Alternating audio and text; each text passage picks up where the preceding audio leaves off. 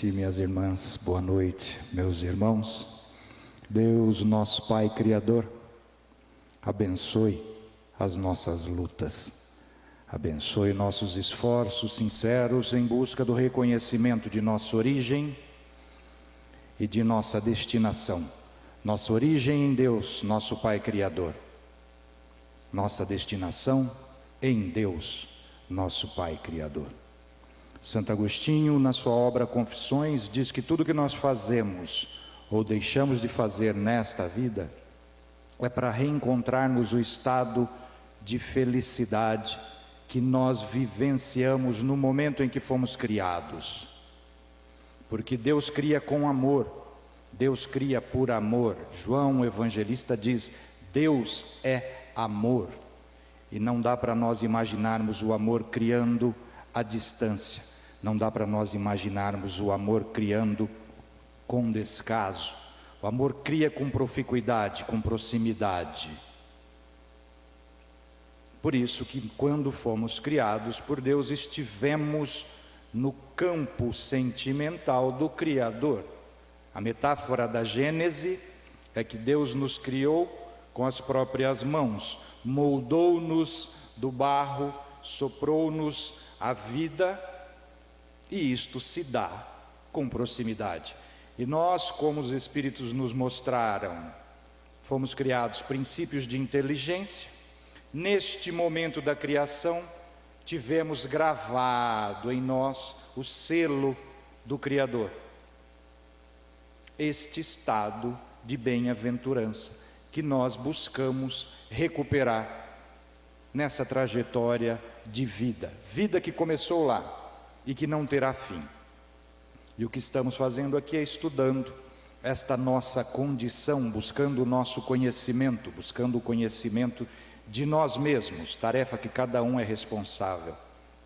Por isso que eu agradeço a oportunidade grandiosa, o convite bondoso das irmãs que me trouxeram a este momento para a gente refletir um pouco a respeito de Jesus. A tarefa que me traz é o 14º apóstolo. É o texto do meu último livro, e eu gostaria de convidá-los a, dando continuidade no clima maravilhoso que o nosso irmão Pepe conquistou para nós a respeito da prece, eu faço uma análise desta existência como uma metáfora de uma viagem marítima. E toda viagem marítima tem que ter os seus cuidados, tem que ter o seu projeto, tem que ter o seu mapa, tem que ter o seu norte, tem que ter os instrumentos de aferição de rota, mas principalmente tem que ter alguém que nos dê o guia, que seja o nosso farol. E eu elegi Jesus como este farol para iluminar a minha trajetória existencial, a viagem marítima da minha vida, porque Ele vai iluminar-me nos perigos, vai me precaver dos perigos. E se for eficiente a minha fé, eu coloco Jesus como o próprio timoneiro do meu barco.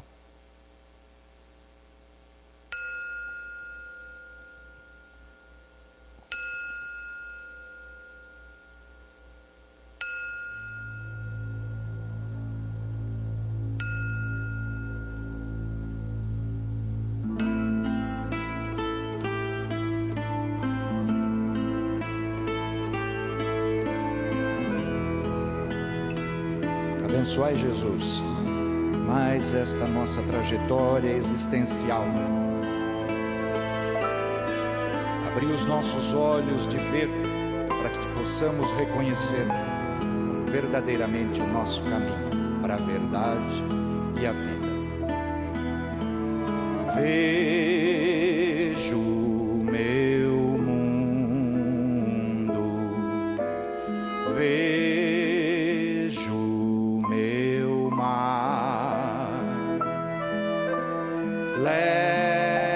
leva-me ao longe,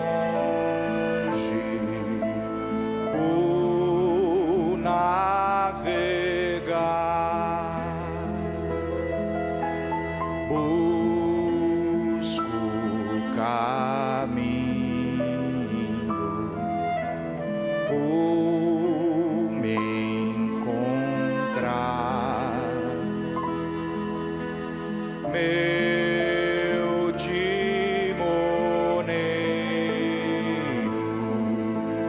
é teu olhar. Se a noite me falta, a estrela ao luar, levo ainda na alma a intuição a guiar. Se tempestades me assombram, se me fazem chorar, na devoção eu te encontro, na superfície do mar. Suportai, mestre amigo, a nossa fé tão vacilante ainda, tão tíbia. Apoiai-nos nos nossos momentos de dor. Abri os nossos olhos espirituais para as verdades infinitas que trouxestes para toda a humanidade com tanto sacrifício.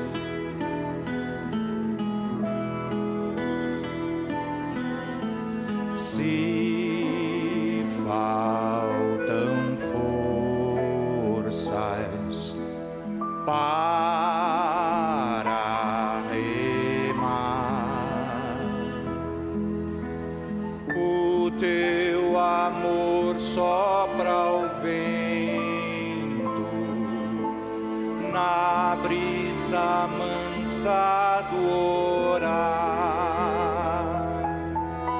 nessa divina viagem todos irão se encontrar no porto da caridade, na segurança de amar.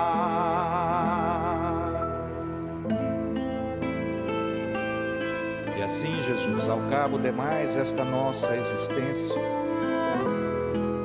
possamos diante dos teus olhos misericordiosos erguer os nossos próprios olhos e te enxergar sorrindo, apoiando-nos, suportando-nos, consolando-nos naquilo que não estivemos ainda em perfeita consonância com teu amor infinito. Abençoai-nos hoje e sempre.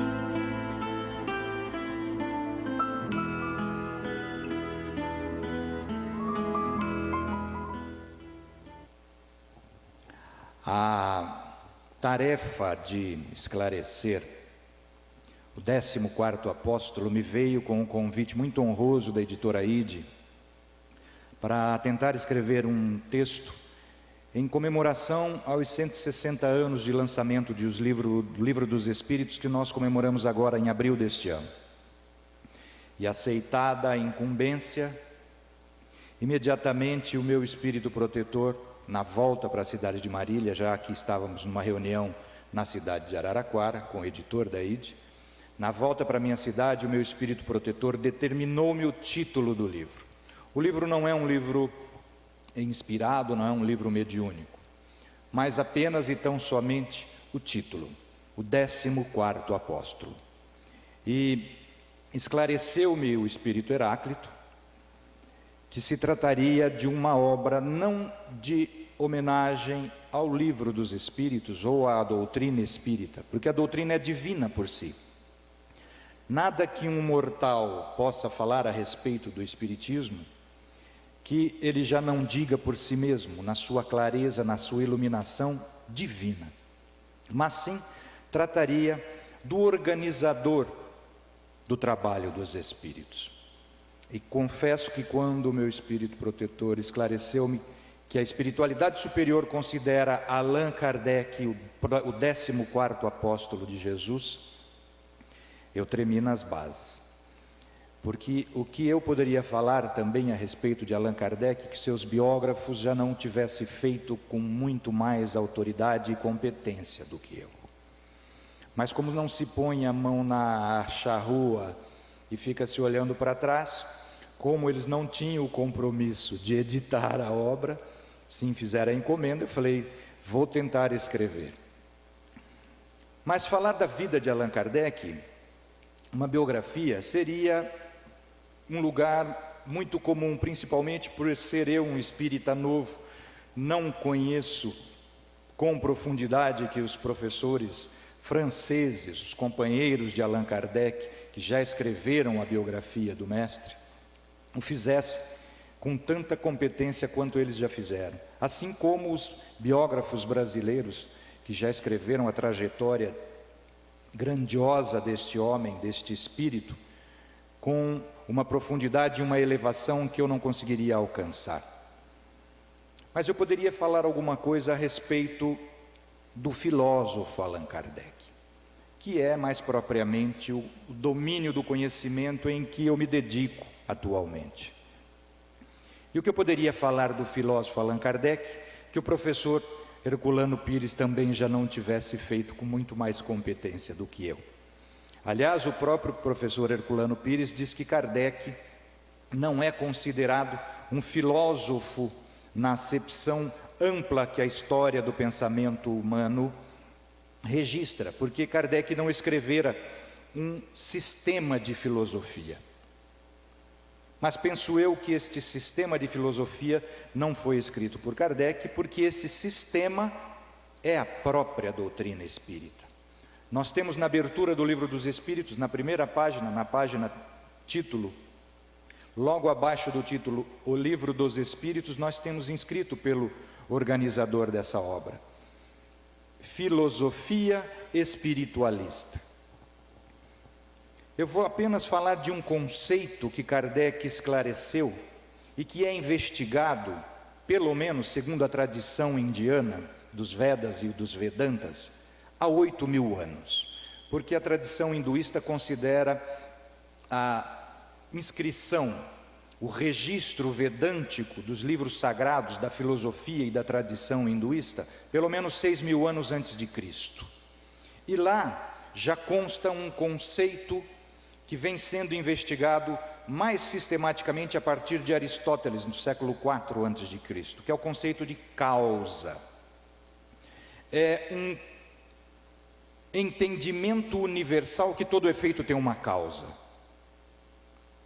O filósofo René Descartes, no século XVII, fazendo uma regressão de ascensão dos efeitos próximos às causas, e dessas causas mais próximas às causas mais distantes e elevadas, como efeitos que sucedem causas cada vez mais elevadas, René Descartes deduz logicamente a existência da causa primeira, Deus. Acontece que esse conceito no século XVIII foi contestado por um filósofo escocês chamado David Hume. David Hume diz que a lei de causalidade não pode ser considerada uma lei, porque ela decorre do mero hábito do entendimento que busca o conhecimento das coisas.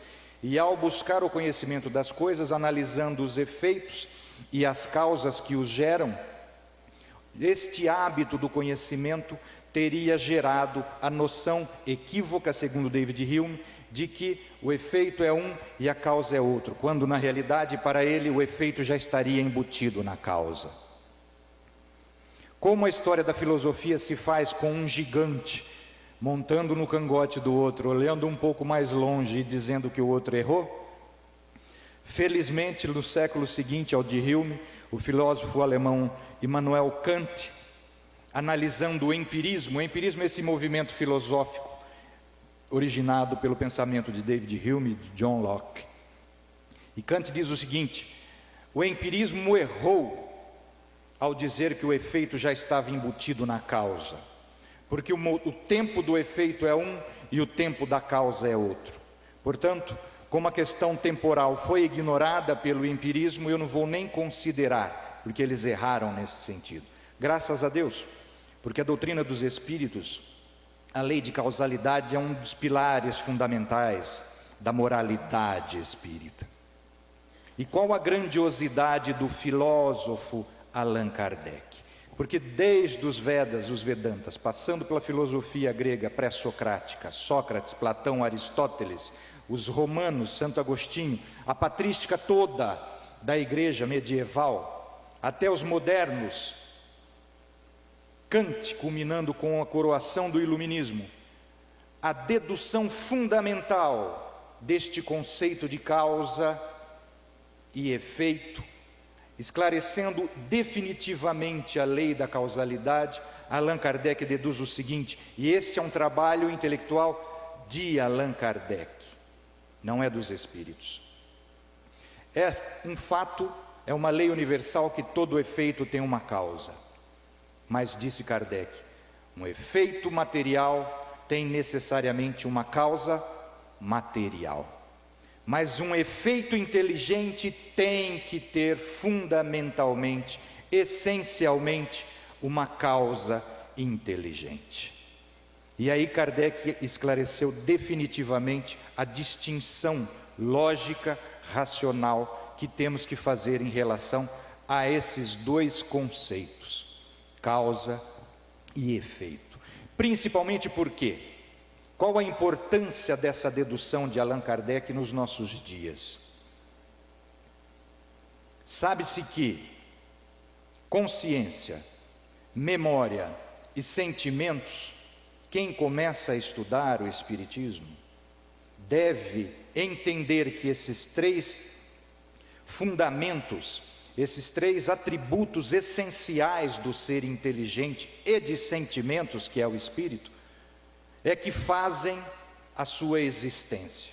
O espírito se manifesta por sentimento, memória, consciência. Isso tudo expresso através do pensamento. Se nós entendermos como a ciência tenta nos impor hoje, que memória, pensamento, sentimentos, emoções são efeitos das sinapses cerebrais,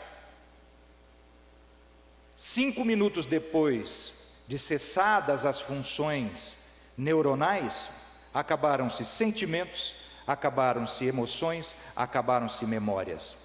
Como pode haver espírito desmemoriado, sem sentimento, sem emoções? Portanto, essa distinção fundamental feita pelo filósofo Allan Kardec, um efeito material tem uma causa material, mas um efeito inteligência, sentimento, tem que ter necessariamente uma causa inteligência e sentimento, é o trabalho mais elevado, coroando toda uma história da filosofia ocidental e asiática. Este é o filósofo Allan Kardec. Mas o Allan Kardec foi também um grande cientista. A doutrina espírita é assente sobre 3 pilastras fundamentais. Uma pilastra filosófica, uma pilastra ciência e uma pilastra moral, religiosa. O que fez o cientista Allan Kardec?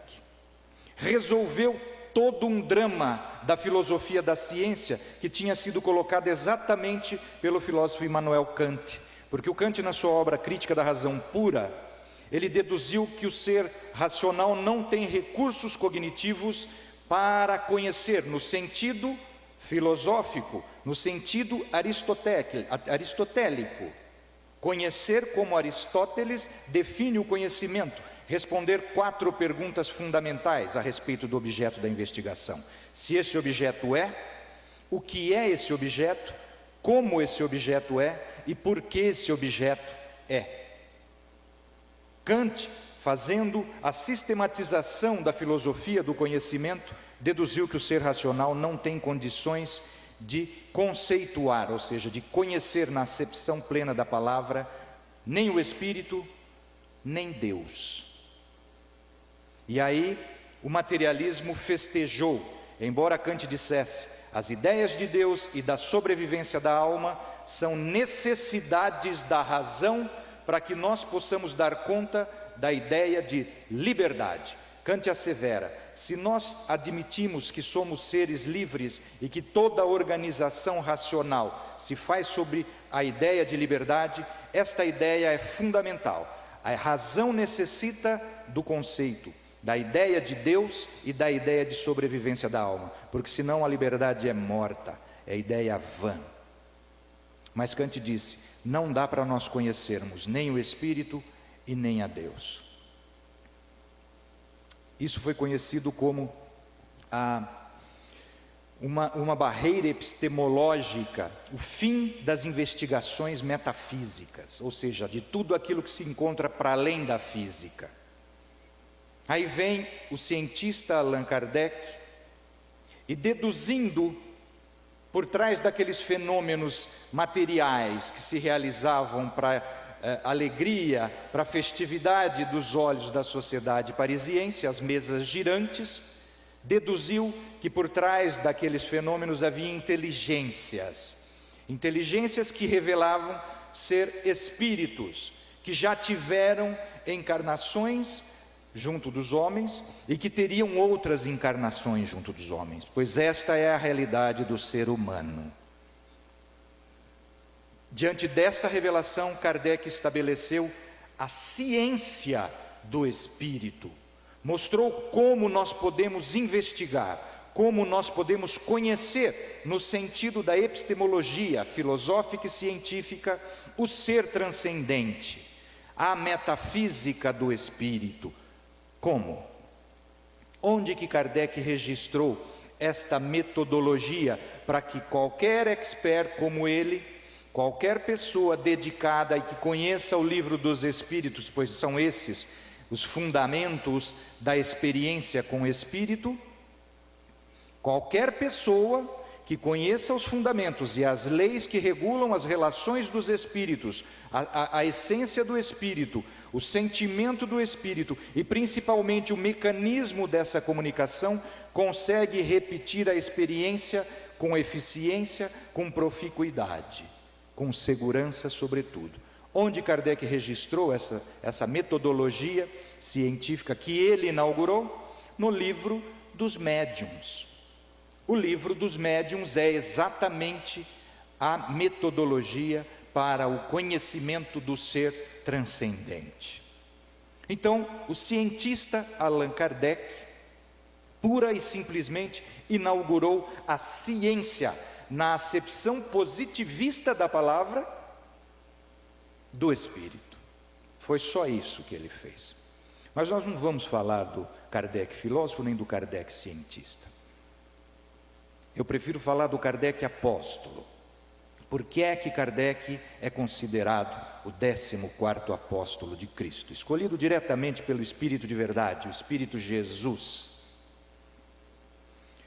Estava caminhando um cabeludo nas margens do mar da Galileia, cabeludo, barbudo, uns brincão, porque judeu naquela época usava brincos, uma túnica de algodão muito simples, uma sandalinha de couro no pé bem mal acabada, muito provavelmente ouvindo Bob Marley, porque esse é o protótipo do regueiro. Passando, viu 3 pescadores, chamou-os pelo nome: Pedro, Tiago, João, vem comigo, larga tudo que vocês estão fazendo, que eu vou fazer de vocês pescadores de almas. Se fosse eu, que ele pedisse para eu largar minhas traias de pesca, né? Eu tenho uma trainha de pesca que eu cultivo, quando a gente vai para a praia, eu gosto de tentar pegar meus roubalinhos. Se passasse um indivíduo com essa vestimenta, com essa fachada, e falasse isso para mim: Paulo, larga a sua traia aí, vem comigo que eu vou te fazer pescador de homem. Eu olhava para ele e falava assim: peraí, rapaz, eu te conheço. Pois os 3 foram, largaram o barco, largaram as tarrafas, as redes e foram. Hippolyte Léon Denisard Rivail era o pedagogo mais famoso da França naquela época. As obras de pedagogia de Hippolyte Léon Denisard Rivail foram adotadas nas escolas públicas da França até poucas décadas atrás. Quando Hippolyte Léon Denisard Rivail foi chamado pelo Cristo para organizar a obra do Espírito de verdade, ele não só deixou seus afazeres normais, cotidianos, porque alcançou a divindade do trabalho que ele estava sendo convocado para realizar.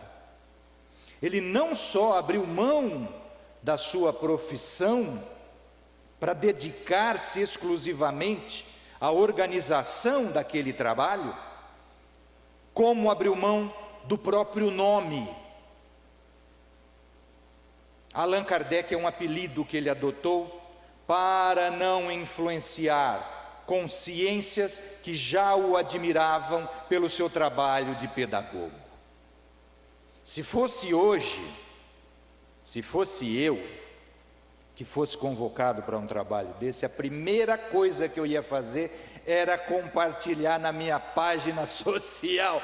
Gente do céu, vocês não imaginam o que eu descobri. E segue aí que é coisa boa. Não é isso que a gente faz? Não é isso que a gente tenta fazer com todo mundo? Afirmar sobre eles o nosso pensamento, a nossa verdade, principalmente valendo-nos na nossa parca influência? Não. A humildade em pessoa, Hippolyte Léon Denisard Rivail disse: não, esse trabalho não é meu. Eu sou simplesmente um mero organizador do trabalho dos espíritos. O trabalho é dos espíritos. Eu tenho muita gente que me admira, que não comunga do mesmo pensamento que eu em relação a esse trabalho. Eu não posso violentar consciências. Eu vou adotar um apelido para que eu não influencie ninguém, mas que a obra dos espíritos se afirme, se assente, se revele, se mostre na sua altivez, na sua elevação, por ela mesma. E assim fez.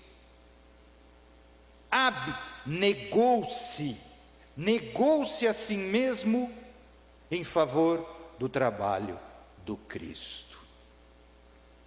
Este é considerado um apóstolo, exatamente porque a negação de si é fundamental. Quem é o 13º apóstolo? Porque não pula de 12 para 14, pula. Eu não vou assistir o Jornal Nacional hoje, mas acho que não pula. O 12º apóstolo, eu particularmente, penso que Jesus escolheu, já na ressurreição, a Maria Madalena, porque o Judas renunciou ao apostolado que lhe foi confiado. E Jesus, ressurrecto, escolheu a Madalena para se mostrar em primeiro lugar. Eu penso, pensamento meu, porque os apóstolos que não aceitavam Madalena foram e elegeram outro, elegeram Matias para substituir o Judas, né? Mas e o 13º? Quem seria o 13º? Que foi escolhido também pelo Cristo, na base do chicote, mas foi. Se chamava Saulo de Tarso. Saulo de Tarso era um filósofo judeu, doutor da lei, um doutor da lei do Sinédrio, era um filósofo refinadíssimo, juiz do Sinédrio com carta branca para prender, processar, julgar, condenar e executar os cristãos. E foi escolhido por Jesus para a divulgação da Boa Nova. Com um pouquinho de dor, ele disse sim, eis-me aqui, Senhor, mas reconhecia a sua condição, tanto que dizia: não sou digno ainda de ser chamado apóstolo, mas graças a Deus já sou o que sou. Este também ao final da sua existência, ele que dizia logo de início: o Senhor colocou um espírito em mim como um espinho na carne. E reclamava de si para consigo: por que é que eu faço o mal que eu não quero e não faço o bem que eu quero? Este era Saulo de Tarso, que, como nós, humano, demasiadamente humano, lamentaria o filósofo Friedrich Nietzsche. Mas Paulo, já convertido verdadeiramente, ao final da sua trajetória existencial, pôde dizer: agora já não sou eu mais quem vivo, mas o Cristo que vive em mim. Esta é a negação de si plena do verdadeiro apóstolo, aquele que vive já em consciência com Cristo. Allan Kardec fez a mesma coisa, porque na sua tarefa apostolar, abriu mão até da sua própria saúde, porque, alertado pelo seu espírito protetor: professor, já está bom o trabalho que o senhor fez. Era esta é a base fundamental sobre a qual se assentam os princípios e as leis que foram reveladas, divinamente reveladas para os homens agora. Cuida da sua saúde, o senhor está prejudicando a sua saúde. Resposta do apóstolo: eu preciso fazer brilhar a luz do Cristo, ainda que a minha se apague definitivamente. E apagou-se antes do tempo, a sua saúde foi consumida.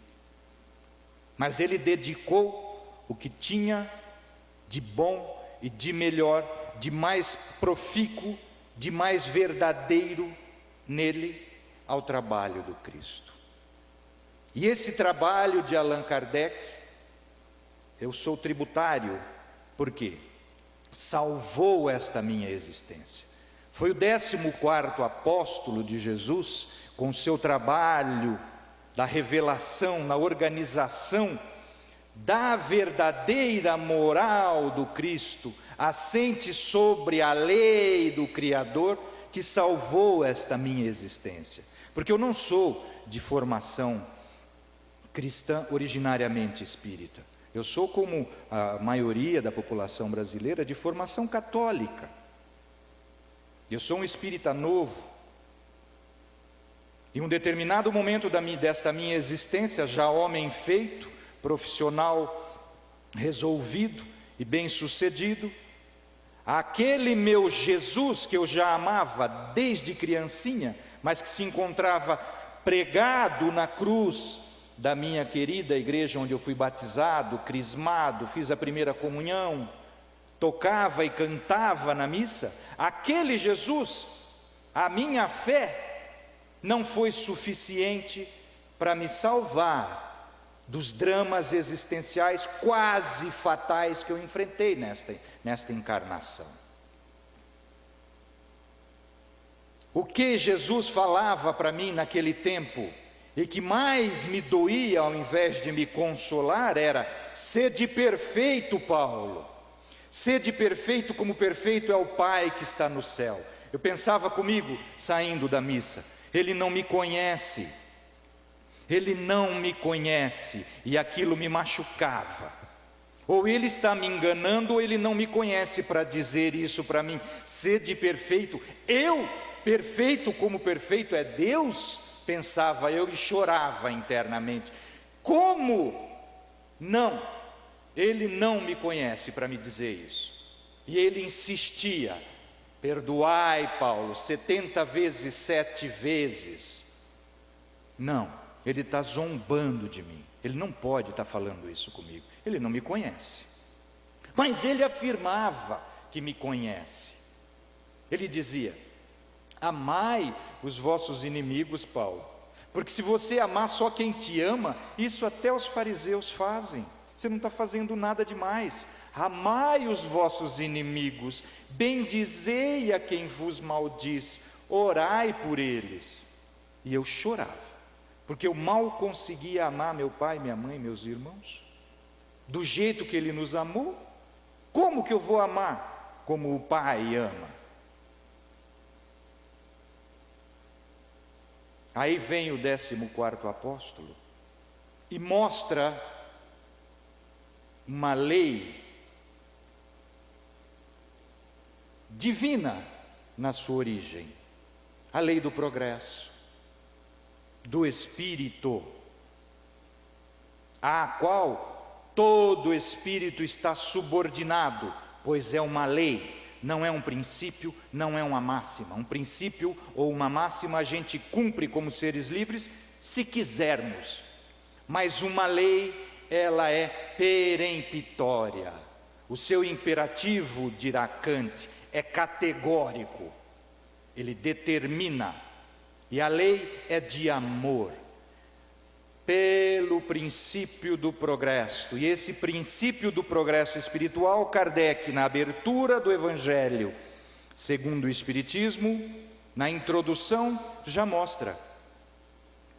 Jesus, Paulo, falava da pré-existência e da transmigração da alma, Paulo. Está lá. Sócrates e Platão já exploraram esta lei, estes princípios, com a clareza solar. O espírito pré-existe ao corpo, Paulo, e transmigra de corpo em corpo para cumprir a lei de amor, e executa um progresso ad infinito. Era isso que Jesus falava, Paulo. Jesus sabia disso que hoje nós vamos chamar reencarnação. Ele sabia da reencarnação e falava para um povo que sabia da reencarnação, porque esse princípio está lá. O Espiritismo é de todos os tempos, diz Allan Kardec.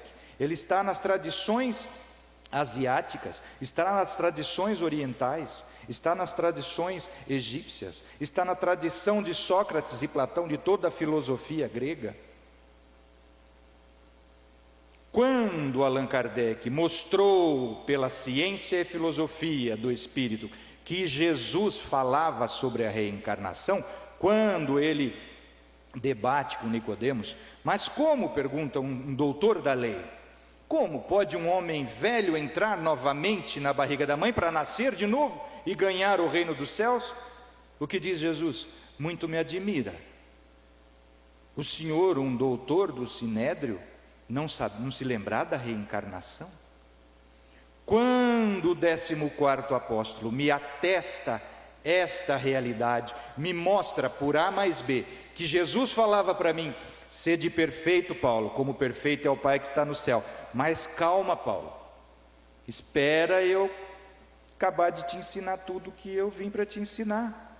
Você tem tantas existências quantas forem necessárias até a sua turrice ceder, até o seu orgulho ceder, até a sua vaidade ceder completamente, ao ponto de você poder dizer: agora já não sou eu mais quem vivo, como disse o 13º apóstolo Paulo de Tarso, mas é o exemplo vivo do Cristo que vive em mim. Quando Kardec me mostrou isso, eu falei: meu Jesus, me perdoa, porque eu duvidava de você. Eu não podia admitir que tu eras um espírito enganador. Eu simplesmente acreditava, na minha ingenuidade, na minha inocência, que você me impulsionava o ânimo apenas para eu tentar cumprir a lei, mas eu sabia que era impossível, porque tu eras grande demais para mim. Agora tu descestes da cruz e vem exatamente do meu lado, vem mostrar como é que se faz, como é que se nasce, como é que se vive, como é que se morre, Paulo.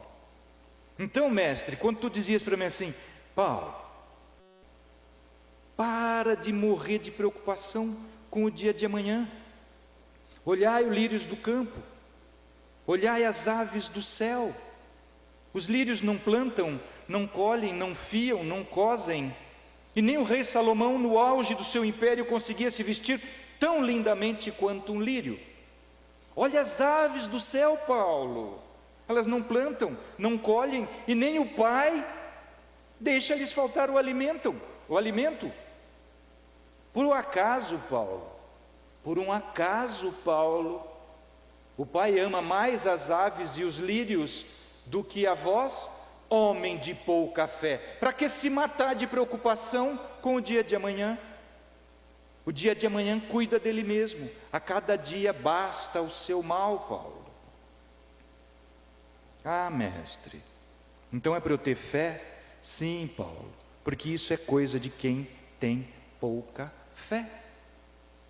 Se tivesses fé do tamanho de um grão de mostarda, Paulo, diria para essa montanha de iniquidade, para essa montanha de mágoa, para essa montanha de rancor que você carrega em relação ao teu semelhante, quando na verdade nem ele mesmo sabe que te ofendeu tanto. Só tu que carregas essa mágoa, Paulo. Perdoa 70 vezes 7 vezes, porque com certeza, se ele não age como você e te ofende nesta mesma situação, é porque ele não aprendeu ainda, Paulo.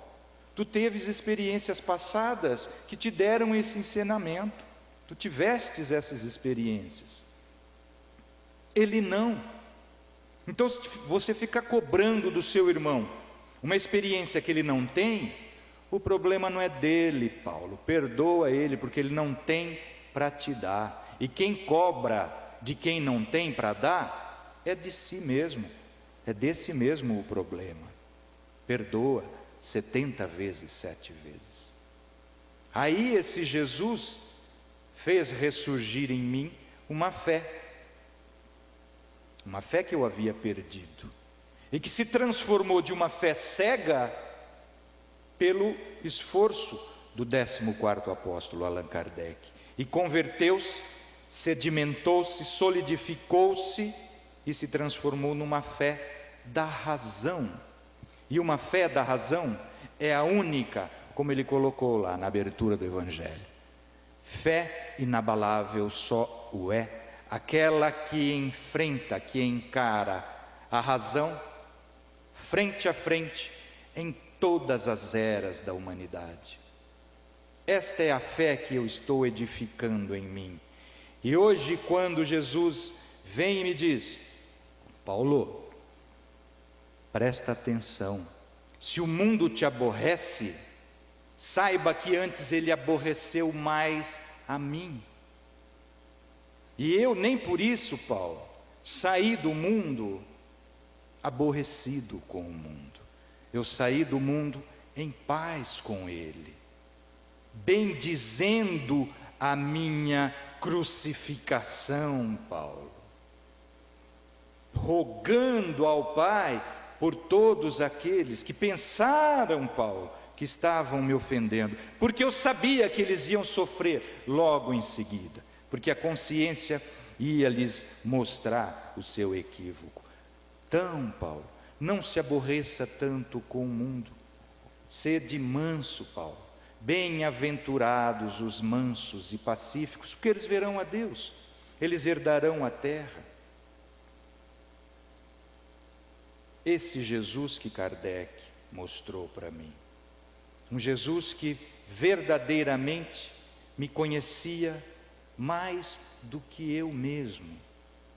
E aí quando ele diz para mim hoje: Paulo, presta atenção, se vós fosseis do mundo, o mundo vos amaria mais do que eu, mas como antes do mundo eu vos escolhi para o mundo, eu vos amo mais do que o mundo. Este foi o Jesus que o apóstolo Allan Kardec me mostrou, com o seu trabalho, com o seu sacrifício profissional, com o seu sacrifício vital. E hoje eu posso já dizer para o meu Jesus, com toda a minha tranquilidade de vida: não sou digno ainda de ser chamado apóstolo, mas graças a Jesus eu já sou o que eu sou. E é por isso que eu canto para Ele assim.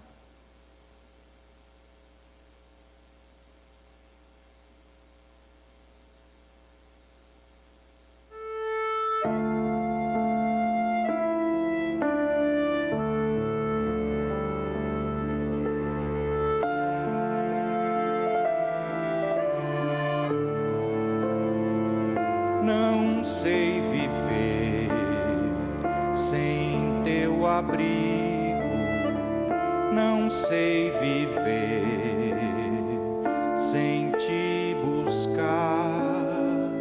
A minha mão sente o vazio, não te querer, não te adorar.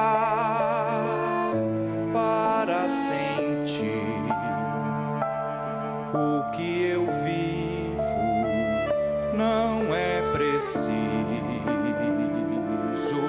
procurar fora de mim, noutro lugar, no teu amor vou me encontrar.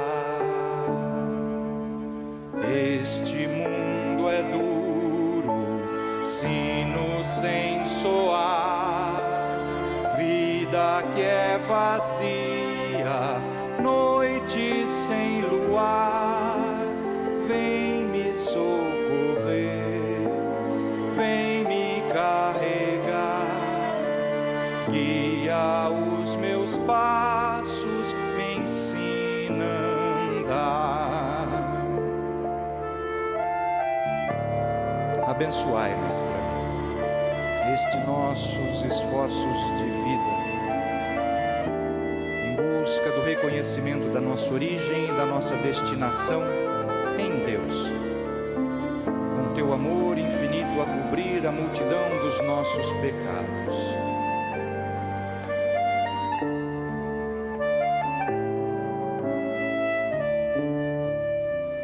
Com tua mão me conduzindo, posso seguir sem vacilar. Leva, Senhor, da minha vida a ilusão que o mundo dá ao descobrir teus olhos mansos a me prender, me iluminar. Sinto viver o despertar, o sol da vida, o clarear. Já não temo escuro, o mundo a gritar. Sei que és meu refúgio, posso descansar. Eu me entrego a ti, todo o meu penar. Faço dos teus passos meu caminhar. Faço dos teus passos meu caminhar. Faço dos teus passos meu caminhar.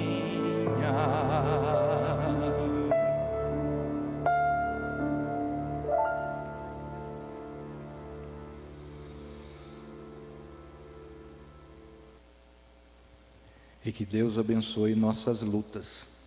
Eu não sei a de vocês, mas a minha não está fácil não. Muito obrigado mais uma vez pelo convite.